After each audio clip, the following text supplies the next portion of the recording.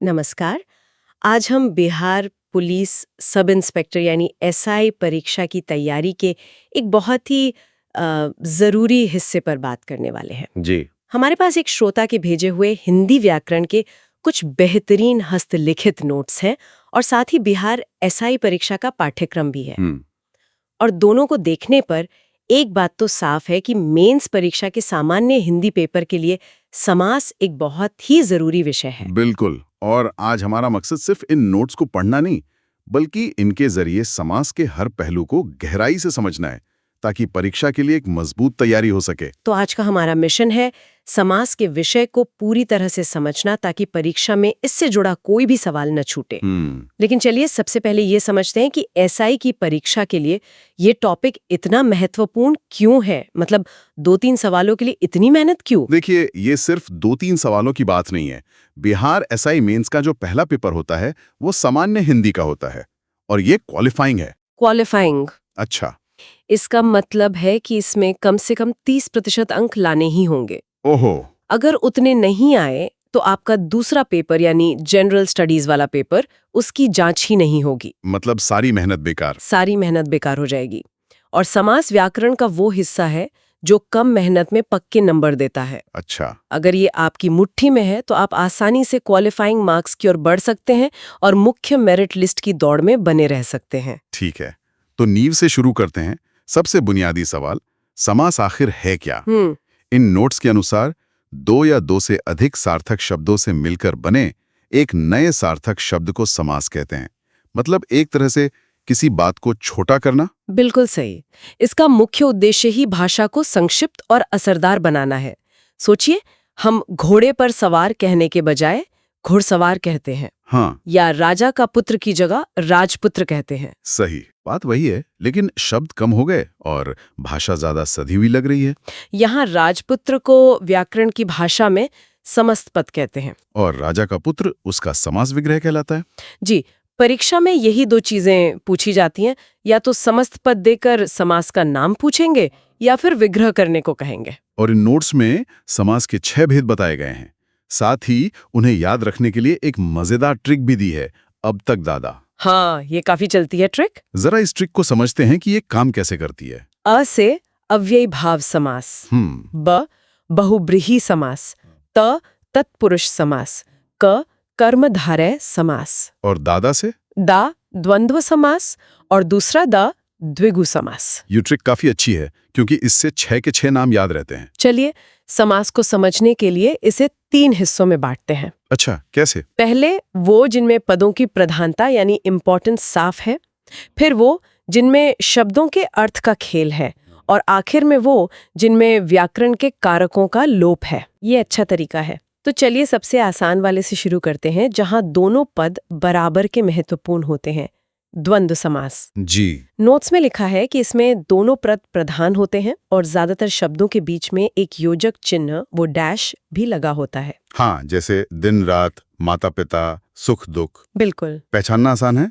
विग्रह करने पर बीच में और या अथवा जैसे शब्द आते हैं। माता पिता का विग्रह है माता और पिता। ठीक है। लेकिन यहाँ एक आम गलती है जो परीक्षार्थी करते हैं। वो योजक चिन्ह को ही द्वंद्व की एकमात्र पहचान मान लेते हैं। अच्छा। हाँ, पर देवासुर जैसे शब्द में ये चिन्ह नहीं है, फिर भी इसका विग्रह देव और असुर होता है, और यह द्वंद्व समास है। तो शब्द के अर्थ पर ध्यान देना ज्यादा जरूरी है, सिर्फ चिन्ह पर नहीं। अच्छा, ये एक जरूरी बात है। द्वंद्व में तो दोनों पद बराबर थे, लेकिन क्या होता है जब एक पद सिर्फ एक संख्या हो? यहीं पर द्विगु समास की बात आती है ना? इसकी पहचान है कि पहला पद संख्यावाचक होता है, जैसे चौराहा यानी 4 राहों का समूह। सही पकड़ा। या त्रिकोण यानी 3 कोणों का समूह। हाँ। जहां भी पहला शब्द कोई संख्या हो और पूरे शब्द से एक समूह या समाहार का बोध हो, वहां द्विगु समास होता है। लेकिन वो यहाँ एक पेंच है। क्या? ध्यान रहे कि हर संख्या वाला शब्द द्विगु नहीं होता। जैसे एकांकी मतलब 1 अंक का नाटक, या इकलौता, इनमें संख्या तो है पर ये किसी समूह का बोध नहीं कराते। सही बात है। और एक बड़ा उदाहरण है दशानन। इसमें पहला पद दश यानी 10 तो है, पर यह द्विगु नहीं है। हाँ, और यहीं से मामला उलझना शुरू होता है और बात दिलचस्प हो जाती है। दशानन हमें बहुव्रीहि समास की तरफ ले जाता है। बिल्कुल। नोट्स कहते हैं कि इसमें कोई भी पद प्रधान नहीं होता, बल्कि दोनों पद मिलकर किसी तीसरे अर्थ की ओर इशारा करते हैं। दशानन का मतलब 10 मुंह वाला है, लेकिन यह शब्द सुनते ही हमारे मन में सिर्फ और सिर्फ रावण का ख्याल आता है। यही इसका सबसे महत्वपूर्ण नियम है। जब दो शब्द मिलकर किसी विशेष व्यक्ति, देवता या वस्तु के लिए रूढ़ हो जाएं, मतलब उनका अर्थ किसी तीसरे के लिए फिक्स हो जाए, तो वहां बहुव्रीहि समास होता है। अच्छा। जैसे लंबोदर विग्रह है, लंबा है उदर जिसका, लेकिन इसका अर्थ सिर्फ गणेश जी से है। या एक और बहुत अच्छा उदाहरण है पंकज, पंख में जन्म लेने वाला। अब कीचड़ में तो बहुत कुछ जन्म लेता है, पर पंकज सिर्फ कमल के लिए रूढ़ हो चुका है। एक मिनट, यहाँ एक कंफ्यूजन है। पूछिए। नोट्स में महात्मा को कर्मधारय समास बताया है, जिसका विग्रह है महान है जो आत्मा, पर लंबोदर को बहुव्रीहि बताया है, जिसका विग्रह है लंबा है उदर जिसका। देखा जाए तो दोनों में ही किसी की विशेषता बताई जा रही है, एक में आत्मा की, दूसरे में उदर की। तो फिर ये अलग अलग समास क्यों हैं? ये बहुत ही अच्छा सवाल है, और परीक्षा में सबसे ज्यादा उलझन इसी जगह होती है। कर्मधारय और बहुव्रीहि का अंतर समझना बहुत जरूरी है। हाँ, बताइए। देखिए, कर्मधारय समास में एक पद दूसरे की विशेषता बताता है या उससे तुलना करता है, यानी इसमें विशेषण विशेष्य या उपमान उपमेय का संबंध होता है। ठीक है। जैसे महात्मा में आत्मा जो विशेष्य है, उसकी विशेषता है कि वो महान है, जो विशेषण है। यहां बात आत्मा के गुण पर खत्म हो जाती है। अच्छा। लेकिन बहुव्रीहि में विशेषता बताने के बाद बात वहां खत्म नहीं होती, वो किसी तीसरे की पहचान बन जाती है। लंबोदर का मतलब सिर्फ बड़ा पेट नहीं है, ये गणेश जी का एक और नाम है, उनकी पहचान है। इसे एक और उदाहरण से समझते हैं, नीलकंठ। ठीक है। अगर मैं कहूं उस पक्षी का नीलकंठ देखो, तो यहां मैं नीले कंठ की बात कर रहा हूं। ये कंठ की विशेषता है, तो ये कर्मधारय हुआ। अच्छा। लेकिन अगर मैं कहूं नीलकंठ ने विष पिया था, तो यहां नीलकंठ का मतलब भगवान शिव से है, तब ये बहुव्रीहि होगा। ओह, तो इसका मतलब है कि मुझे शब्द के शाब्दिक अर्थ पर नहीं, बल्कि उसके प्रचलित अर्थ पर ध्यान देना होगा। बिल्कुल। अगर शब्द किसी एक खास व्यक्ति या चीज के लिए फिक्स हो गया है, तो वो बहुव्रीहि होगा, भले ही उसमें विशेषता बताई जा रही हो। बिल्कुल। परीक्षा में वाक्य के संदर्भ या दिए गए विकल्पों से ये साफ हो जाता है। मुझे याद है एक बार परीक्षा में गिरिधर शब्द आया था। कई छात्रों ने गिरि को धारण करने वाला समझकर इसे तत्पुरुष समास लिख दिया। अच्छा। व्याकरण के हिसाब से ये विग्रह गलत नहीं है, लेकिन गिरिधर का रूढ़ अर्थ श्री कृष्ण है, इसलिए सही जवाब बहुव्रीहि था। यहीं पर अभ्यास काम आता है। ये उदाहरण तो बहुत ही साफ है। ठीक है, तो बहुव्रीहि और कर्मधारय में प्रचलित अर्थ और शाब्दिक अर्थ का खेल है। अब उन पर आते हैं जिनमें पद की जगह ज्यादा मायने रखती है। जी। जैसे कि अव्ययी भाव समास। इसमें पहला पद प्रधान और अव्यय होता है। नोट्स में पहचान के लिए कुछ उपसर्ग दिए हैं, आ, अनु, प्रति, हर, भर, यथा, उप। जैसे प्रतिदिन या यथाशक्ति। इसकी सबसे अच्छी पहचान यही है। अव्यय यानी ऐसा शब्द जिसका रूप लिंग, वचन या कारक के कारण नहीं बदलता। सही। जब समस्त पद एक क्रिया विशेषण की तरह काम करे और पहला पद उपसर्ग जैसा हो, तो वो अव्ययी भाव समास है। यथाशक्ति का विग्रह होगा शक्ति के अनुसार। और आजन्म? आजन्म का विग्रह होगा जन्म से लेकर। इसमें पहला पद ही पूरे शब्द का अर्थ तय कर देता है। दिन के आगे प्रति लगते ही उसका मतलब हर दिन हो जाता है। और अब आते हैं आखिरी और सबसे विस्तृत समास पर, तत्पुरुष समास। जी। इसमें दूसरा पद प्रधान होता है और दोनों पदों के बीच किसी कारक चिन्ह का लोप होता है, मतलब वो छिपा होता है। और नोट्स के अनुसार इसके भी 6 भेद हैं। हाँ, हिंदी में 8 कारक होते हैं, लेकिन तत्पुरुष समास में पहले कारक कर्ता और आखिरी कारक संबोधन का प्रयोग नहीं होता। अच्छा, कर्ता और संबोधन को छोड़कर। हाँ, बाकी के 6 कारकों के आधार पर ही इसके भेद होते हैं। इसे पहचानने की एक मास्टर टिप है, विग्रह करते समय अपने आप से सवाल पूछें। सवाल पूछें। हाँ, जो कारक चिन्ह जवाब में मिलेगा वही उसका भेद होगा। ये दिलचस्प है। चलिए इसे उदाहरण से समझते हैं।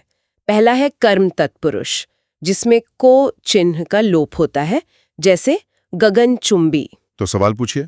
किसको चूमने वाला? गगन को चूमने वाला। अच्छा, तो ये कर्म तत्पुरुष हुआ। बिल्कुल। अगला है करण तत्पुरुष, जिसमें से या के द्वारा का लोप होता है, जैसे तुलसी कृत। सवाल पूछिए, किसके द्वारा कृत? तुलसी द्वारा, ठीक है, ये करण तत्पुरुष हुआ। सही। इसके बाद है संप्रदान तत्पुरुष, जिसमें के लिए का लोप होता है।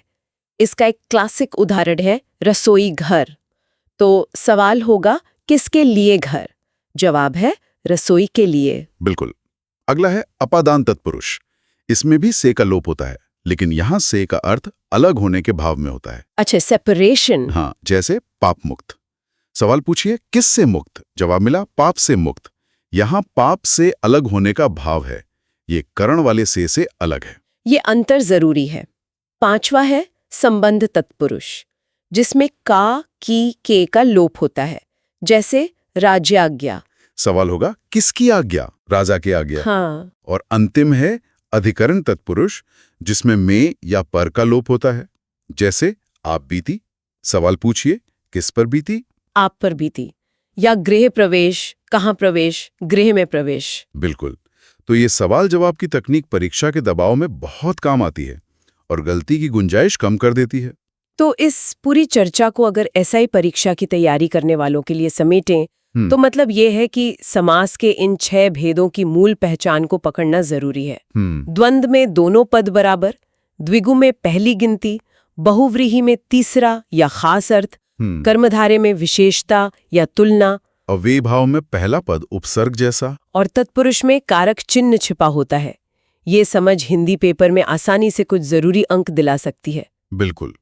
और मेरा सुझाव यही रहेगा कि खास तौर पर कर्मधारे और बहुव्रीहि के अंतर को उदाहरणों के साथ बार बार अभ्यास किया जाए। हाँ, क्योंकि परीक्षक अक्सर वहीं पर उलझाने की कोशिश करते हैं। बिल्कुल। जितने ज्यादा शब्दों का विग्रह करके अभ्यास करेंगे, उतना ही ये विषय मजबूत होगा और परीक्षा में आत्मविश्वास बढ़ेगा। जाते जाते एक सवाल छोड़ जाते हैं जिस पे सोचने से ये विषय और मजबूत होगा। जरूर।